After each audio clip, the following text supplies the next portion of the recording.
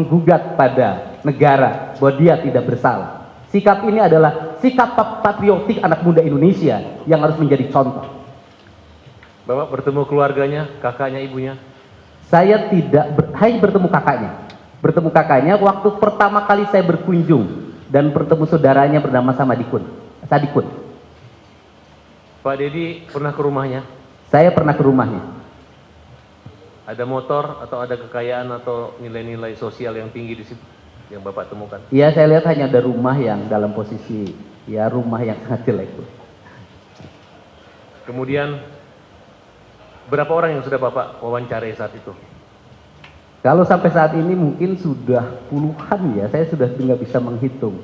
Tetapi yang menyangkut Saka Tatal, yaitu mencoba memahami peristiwa apa yang dialami oleh saudara Saka Tatal pada tanggal 27 Agustus 2016.